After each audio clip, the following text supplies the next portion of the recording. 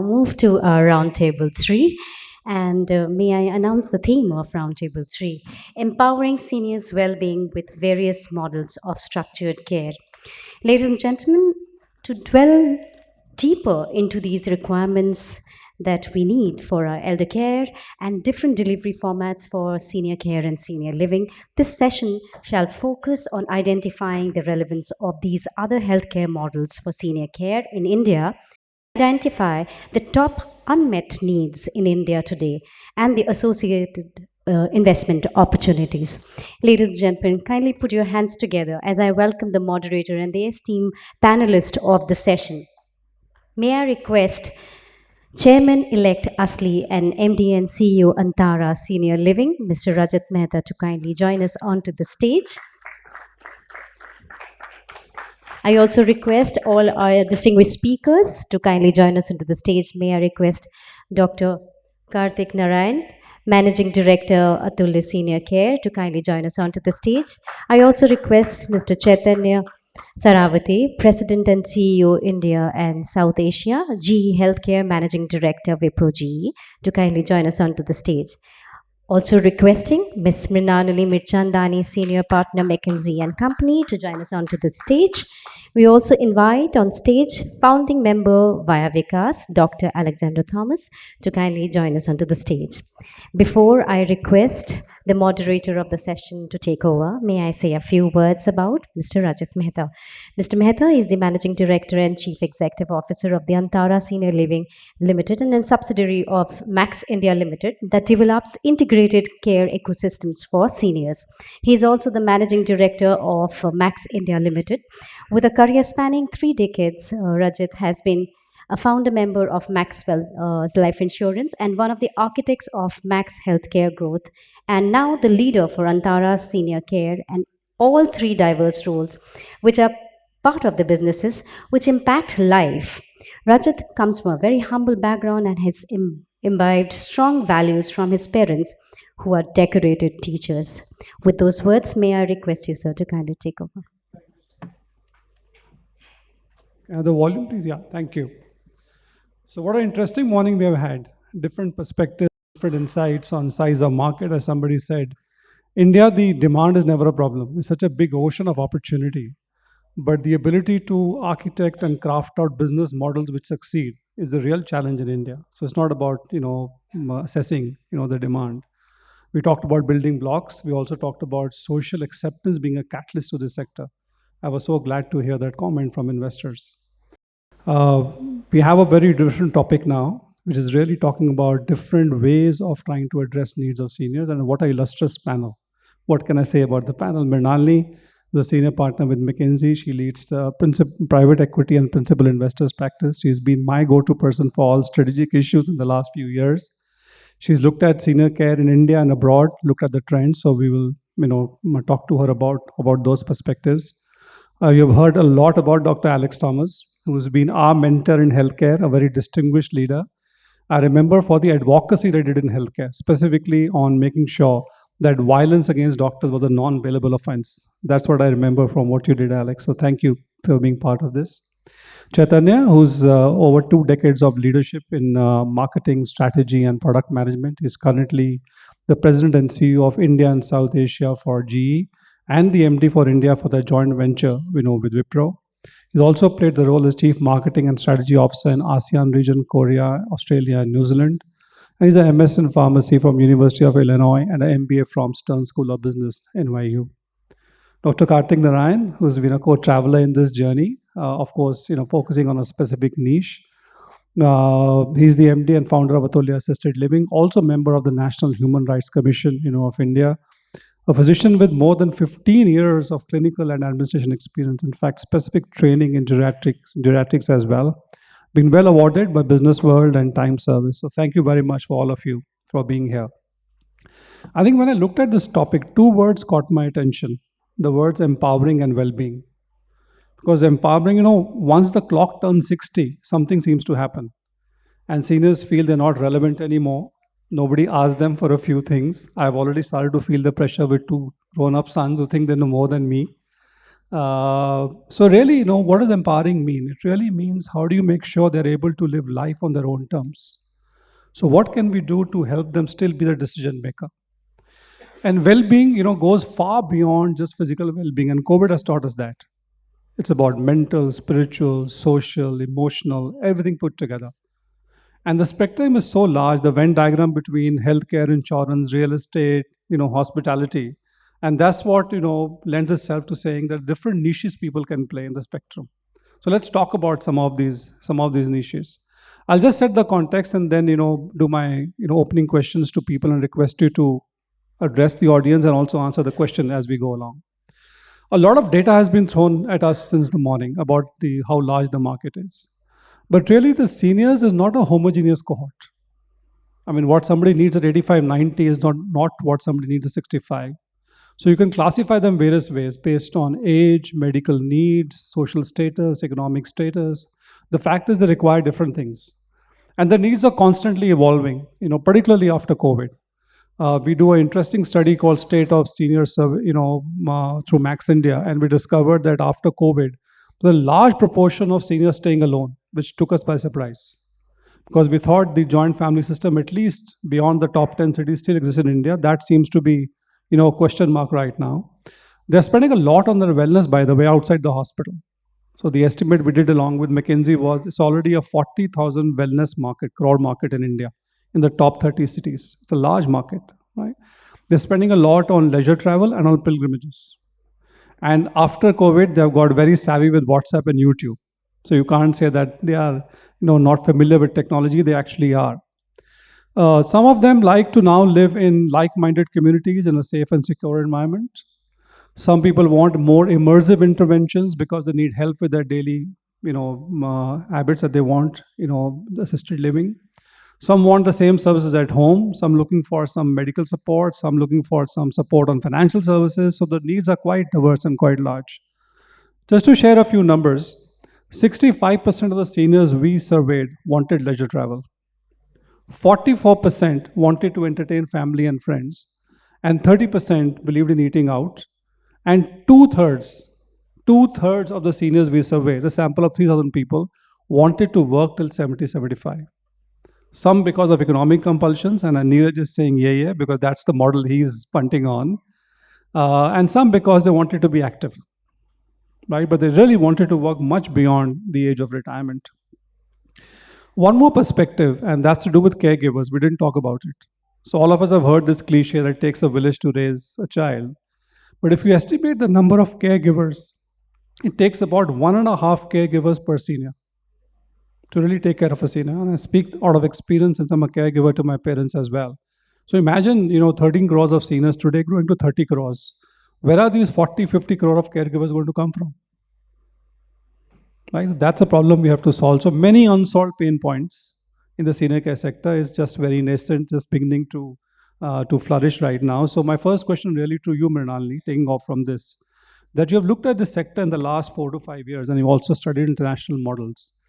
What are the trends you are able to spot, and are there any learnings India could take from models outside? So, firstly, wonderful to be here and in a group of people who are united by, I think, a red thread of empathy, as you called it, Doc. It's a wonderful opportunity.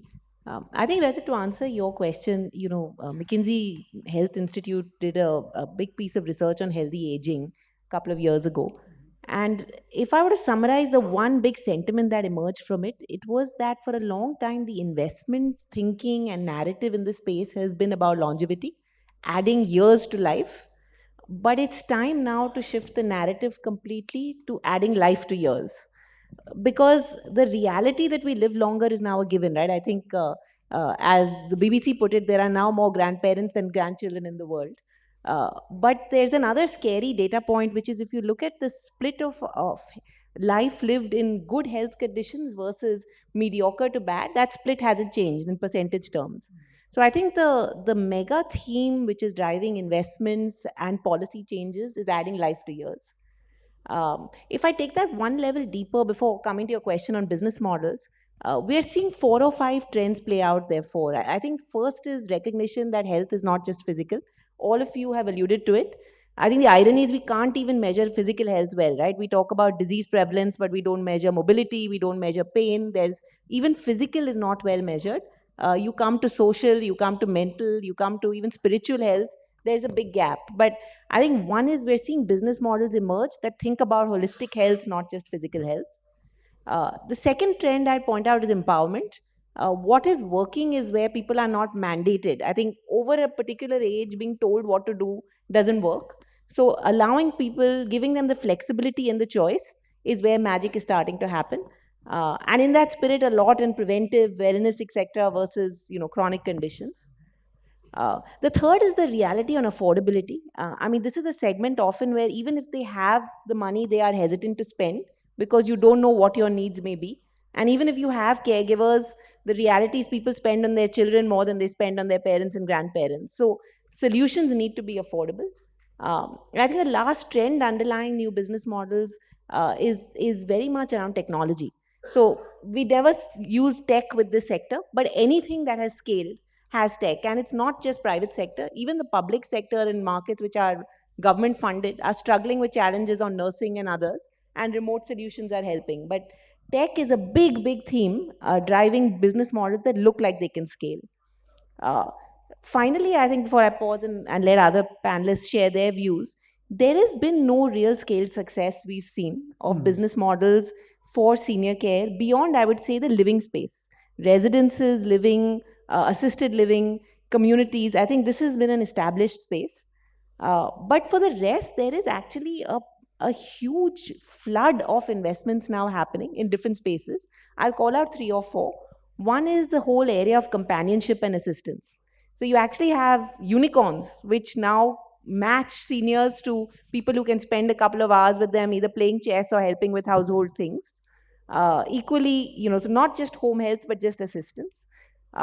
There's a second big space on community. So you spoke about the travel, but also getting people together, finding ways for people to engage. Startups like Get Set Up, we're seeing huge investments there. There's a third around this entire space of wellness and health, and much more preventive now than ever before. But that's the area where lots and lots of funding is going. And of course, we're talking about living spaces. But I'd go back to saying, because of the affordability challenge, the business models have not been cracked, but there are more experiments now than ever before. So it's little bit, I think we'll find the success stories in this room. Wonderful. And what do you think could be the one catalyst that could help shape this sector? I think this panel will have better views, but to me, there are two, if I may. One is advocacy. If I see mega trends like sustainability, everyone is talking about it. Policies are enabling it. Dedicated investment is funding innovation. Here, everyone is talking about it, but not much beyond. So, I would say this group needs to come together and shape some positive action. That would be the one big unlock. Second is this marriage of understanding seniors and understanding tech. If that happens, I think that's a massive unlock to find solutions that can scale. Wonderful. As always, very clear, very succinct. I love the phrase you use, adding life to years or years to life. Somebody just told me the lighter side a few days back that in the US, people are very passionate about elongating life. And they are now looking at interventions to live 100 years, 120 years. Actually, it made me quite scared.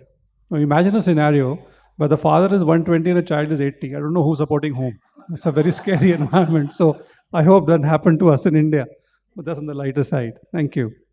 Chaitanya, having worked with GE for a long time in healthcare, I think you people are really passionate about patient experience and what patients need. I know you do a lot of work in maternal and infant care. But are there any dialogues around senior care in GE? Are you thinking about it? What's the evolution? What are your thoughts around that? Sure. First of all, thank you, and thank you to ASLI. It's a wonderful conversation that we are having about an important topic. I think before I describe sort of what we are thinking about, GE Healthcare plays a role in healthcare system whereby most of our products are sold to hospitals, which means that they are used when a patient is or a person is sick and needs to go and stay in the hospital. In general, what we have been noticing is three trends, and maybe some of those were already mentioned by Mrinalini. One is we know that there is a large population which is going to be of ages 65 and above, and even a larger population, 85 and above, in India, about 33 crores by 2050. So that's a sizable population. Secondly, we are seeing, at least in the data that we have seen, nuclearization of families, and almost depending upon which estimate you look at, between 37 and 50% of families, especially in urban environment, are nuclear in nature, which means that the seniors are not getting the traditional care support which used to be provided by children. And then the third one is there is a substantial amount of interest among seniors, at least from the data that we have seen, to live independently and to be productive members of the society much later in life. So with that as the natural trends, we know that fewer and fewer people will go to hospitals. And so naturally, we had to make sure that we are able to bring care to their home. And with that as the basis, our recent investments have slightly started to shift from investments in products which would help inside a hospital or inside a diagnostic center to investments in products which can actually allow seniors to live at home and still be comfortable in ensuring that their healthcare needs are met. I think we have a few products and technology that are sort of in the works or out in the market, whether it allows continuous monitoring of a senior who is at home in a non-intrusive fashion, whether it allows the senior to be able to contact a provider when there is distress, if it is especially late at night, etc., for cardiac events, and so on and so forth. And I have some of those products actually inside my pocket, so that will also tell you how small they are. And that is the way that we anticipate care will move, and that is the role that we will play in the burgeoning market for senior. Wonderful. Quite heartening to hear that. And let's hope and wait for those products. Dr. Thomas, senior care also needs a fair bit of advocacy, which you have admirably done in the healthcare sector. What are your thoughts on what needs to be done from a policy perspective? How can ASLI, how can players here approach that subject? And then talk about Vayah Vikas. What inspired you or to set that up, and what's your vision? Thank you, Rajat, and thank you for inviting me to this very interesting meeting. Now, as was mentioned earlier, the senior citizens in the country are living much longer, but the question is, are they happier? Are they healthier? And the answer, unfortunately, is no. Earlier, I was focused more on health, but after formation of Vayah Vikas, I think my vision has been a little more broad-based. So one of the things we realized when we were doing health advocacy, and Rajat will know, we had a very difficult time with the government. Apologies to any government officials here. I'm not pointing fingers. About 15 years ago, when we were trying to meet with the Ministry of Health, we got an appointment with the secretary to the undersecretary, the clerk to the undersecretary, and we had to wait for about 45 minutes. Then we started these associations, HPI, CAHO, ANBAI, and now we deal directly with the health secretary and the health minister. So the moral of the story is that we need to get together. Today, if you look at Australia and USA, the elders, senior citizens there, the retired associations, they play a very important role in policy. In India, that's nowhere near there. So one of the reasons for forming Vayah Vikas was to try and get everybody together. We have actually started in Bangalore. We have got about 40,000 members, direct members, and also members from associate partners. We are hoping that in a year or two, we will be able to spread all over the country, and we probably have 1 to 2 million members. And then let me assure you, the government and other stakeholders will listen. I think it's a very important point. There are policies are there, but implementation, there are huge gaps in the implementation. Now, you were talking about investment, return in investment. I come from a background of mission service. As I said, I worked in a mission hospital for 35 years. And at that time, I did the reverse. We used to do the work and then calculate the return on investment. And I think for all the services that we provide, if the quality is good, your returns will come. And in Baptist, my return on investment, much later I calculated, was about 35 to 40%. We were able to subsidize the poor, etc. And I'm looking at it from the big picture.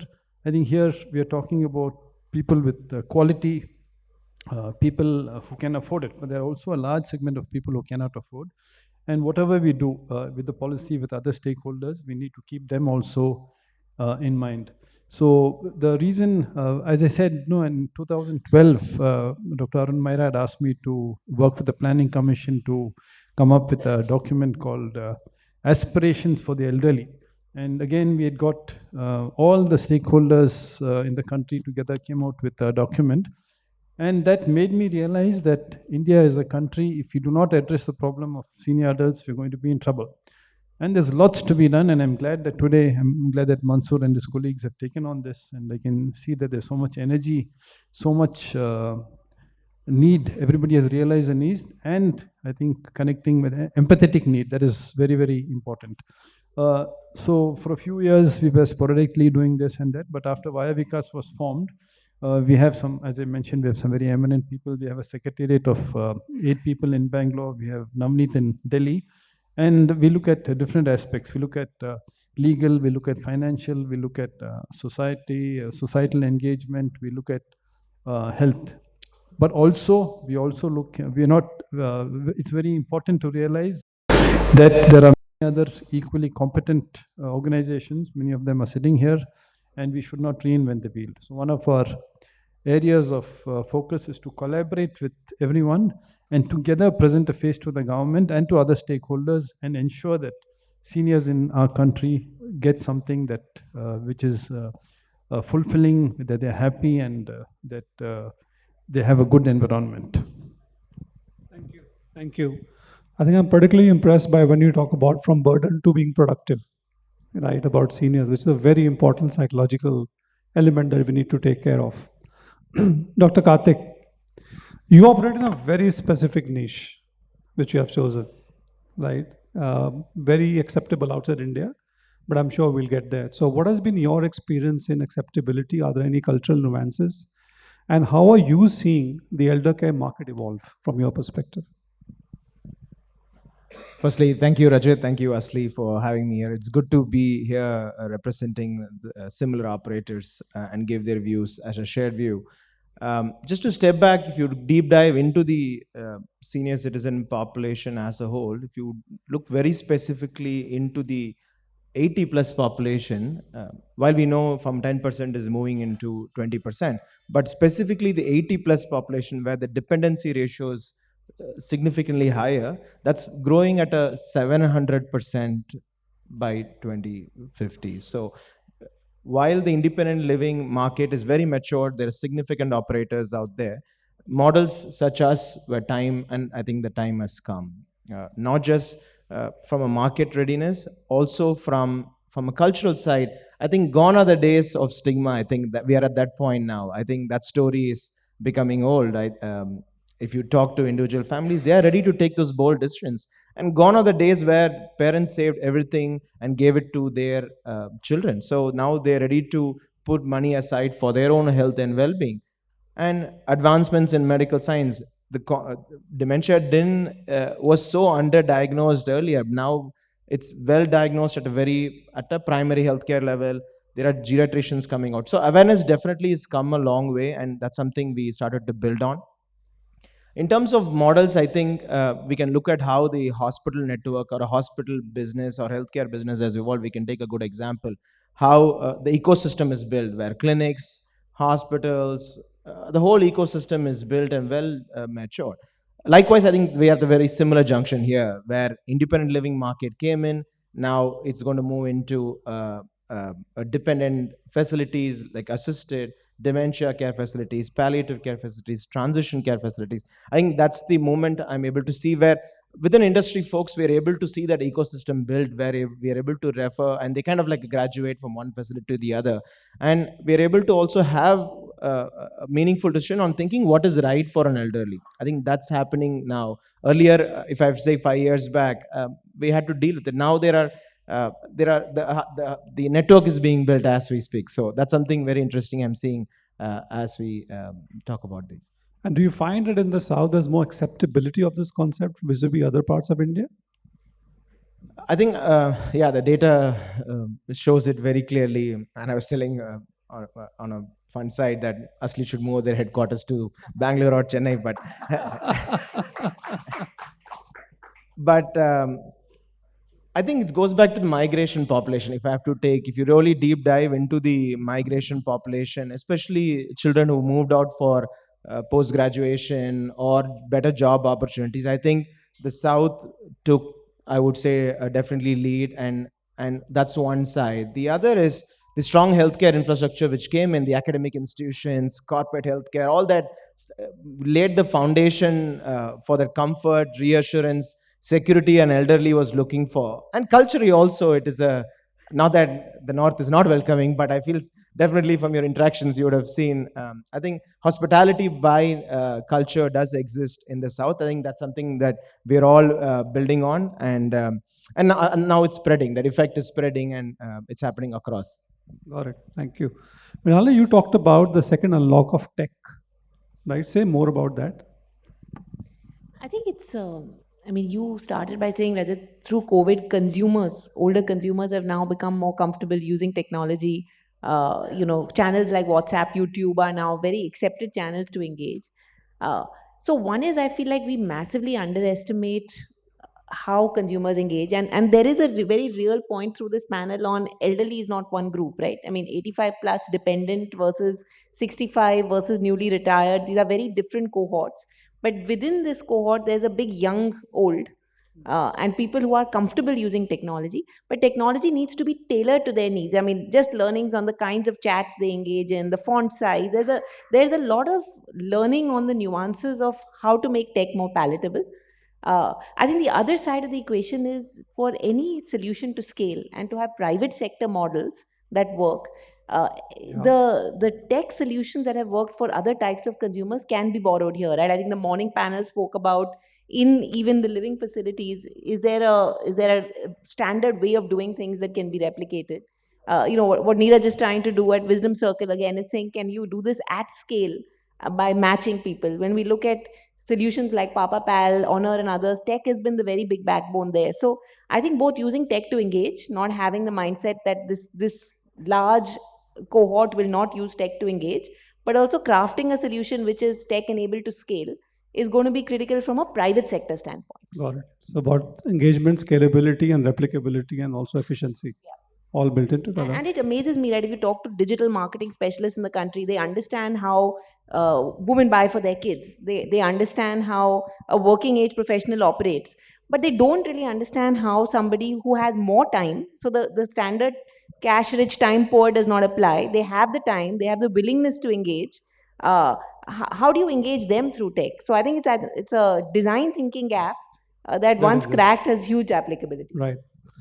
Dr. Thomas, you also talk about how seniors are being exploited, right? Talk a little more about it and tell us what can ASLI do in that area. Thank you. Before that, just to add to Mrinalini's comments, we have tied up with springboards of emphasis for digital literacy among seniors, and there's a tremendous response. So I think it's a very important aspect. Now, coming to exploitation of seniors, I think if you look at the country today, you have a wide variety of either home care or structured homes or rehabilitative care, but it's totally unregulated. And I know of many cases where people have been admitted into this, been exploited, not been looked after. So I've been in dialogue with Mansoor. Mansoor actually set up as a representative of the government, set up the first standards for some of these homes. It's sitting with the ministry, and we're hoping that we'll be able to implement some of this. Two areas. One is a minimum standard required, which is mandatory. And that is something that I think all of us together need to work on. Because my guess, I may be wrong, is that 20% of the homes, the organizations provide excellent service, but 80%, these small-time organizations are purely out to exploit the elders, and they're at a very vulnerable stage in their lives. So that is one. And the second is, as we go along, we've already started talks with the Quality Council of India and with NABH to come up with accreditation standards for these different types of senior care providers and facilities. I think going back to what the first panel said, will help us build a lot of trust, right, with all stakeholders on that. Chaitanya, my last question to you, without sharing anything which are in the hopper for you, any thoughts on how what you do needs to adapt and evolve to the changing needs of seniors? Any products or services that you're thinking of? For sure. So first, before I answer that question, I think the point which Mrinalini mentioned, which is technology is something that seniors are willing to adopt. And we see that because my parents now, 84, 78 years old, quite conversant with using a smartphone and being able to engage. So I think the usability, if it is adequately structured for that population, the technology adoption is possible. Obviously, they will still need a geek squad to be able to help them, which is essentially somebody who is younger and who is able to help. And so that's the thought process that we have taken when we decided to start developing products, that they should be products which can be easy to use and something that that segment of population finds non-intrusive, allows them to do the independent living, and is able to ensure that they don't feel dependent upon either their children or grandchildren or whoever. And some of the things that we have are products which are specifically for seniors. And I think I have one example. And this is essentially a finger a sensor, which is able to be connected to a cell phone. And it communicates and allows continuous monitoring of parameters, 6 parameters for seniors. Mm-hmm. So that exists. Wonderful. Secondly, what we noticed is if there is a senior who is actually going to be somebody who has heart disease, most often they have comorbidities. Oftentimes they want to be able to communicate with a caregiver, a doctor or somebody, when they are feeling some distress. And that becomes a challenge because if they are living independently, they have to make their way back to the hospital or to the caregiver. Maybe it is in the middle of the night, etc. And so we have some solution, and I think it is, again, in my pocket, which is just a small piece that they have to, it's called a live core, and they just have to touch it, and it sends a signal with the ECG to the central monitoring place, which is able to monitor and tell them if they need to worry or they can stay back at home and don't have to go to the hospital. So I think there are solutions like these which are easy to use, which are non-intrusive and allow them to remain independent, but at the same time give them comfort, and maybe their children who might be here or who might be elsewhere in the world give comfort that there is some level of monitoring which is happening. And I think that is the nature of the solution that we think will work in this population. Great, glad to see these products. Maybe we should spend some time after the session figuring out what these are, we can use. But as you can see, the spectrum of opportunity is very large, from independent living to assisted living to products to devices to remote monitoring to companionship. Spectrum is quite large. So from a entrepreneurial or investment perspective, it's a great opportunity in India. Of course, it will take a lot of doing and advocacy to be able to fructify. But 2 or 3 facts which might help us. One, as somebody earlier said, by 2050, 1 in every 5 Indian will be a senior. That's a very large number. And there's somebody from Poland who has a stall there. I think Mac, he said that if you have 30 crore people, equal to the population of United States, that'll be the population of seniors in India. And let's not forget the age group 25 to 45, which will age over the next 15, 20 years, has the resources and the means. As compared to some of us who belong to the fear of tomorrow kind of generation, they are born in an abundance, mindset. So they'll have the resources to be able to spend and lead a comfortable life. And I think as we go forward, the stigma, as Karthik is saying, will get taken care of. So it's a great opportunity from every perspective. And I'm so glad. 4 or 5 years back when I attended the first aging festival in Habitat, the representation was quite different. And now you see people like Neeraj doing a wisdom circle, which is meant for second innings employment, somebody doing community, Sathi, good fellows. So it's a spectrum of models, which will, I think, slowly come together. So thank you very much for sharing your perspectives. You've been a wonderful, panel. Any questions if the audience has? Happy to take that. Yeah, Shri. I've asked earlier if anybody wants, let them go first. Okay, I see gentlemen. Yeah, there.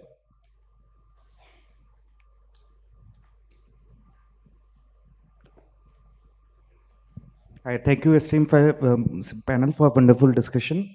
My name is Uplabh, and my question is to Dr. Thomas. I firmly believe that within the senior care industry, there must be a regulating authority helping a check on the quality of the services provided by elder care experts. Do you see any plans within the industry or ministry for the same?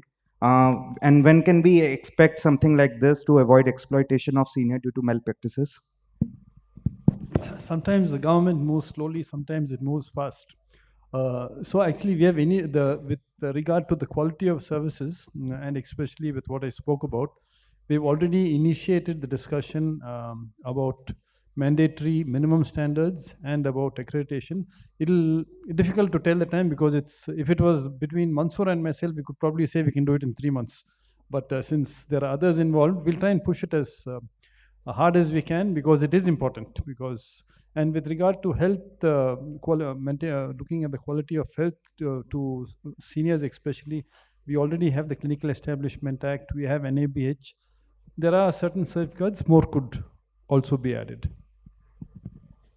Shri, Yeah, last if you don't question, then mind, we'll wind up, please. Rajat, if you don't mind, just add to Sure, on the Karthik, go ahead. regulatory part. I mean, since we're going through it practically, I mean, there is a minimum standard in place with the Department of Social Welfare, Social Justice, called the minimum standards.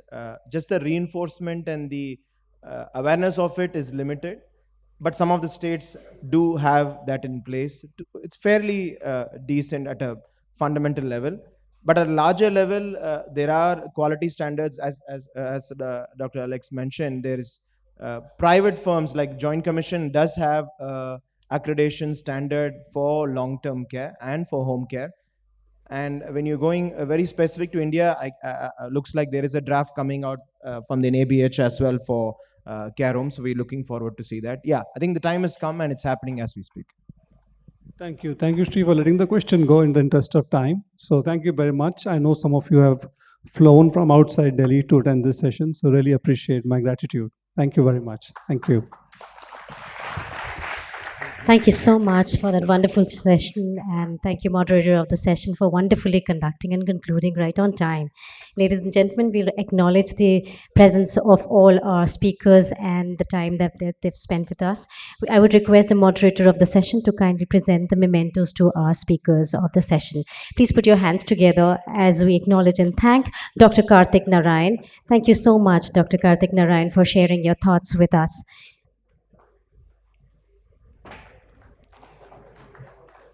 May we now present a memento to Mr. Chaitanya Sarawate. Thank you so much, Mr. Chaitanya.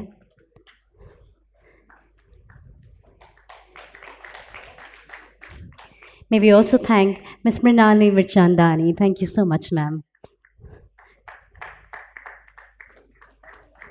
We could have a louder participation from the audience. Thank you so much. May we also thank Dr. Alexander Thomas. Thank you so much, sir, for being with us and sharing your thoughts with us. Ladies and gentlemen, with that, we conclude our roundtable 3. Thank you so much, moderator of the session, Mr. Rajit Mehta, for wonderfully conducting and concluding the session. Ladies and gentlemen,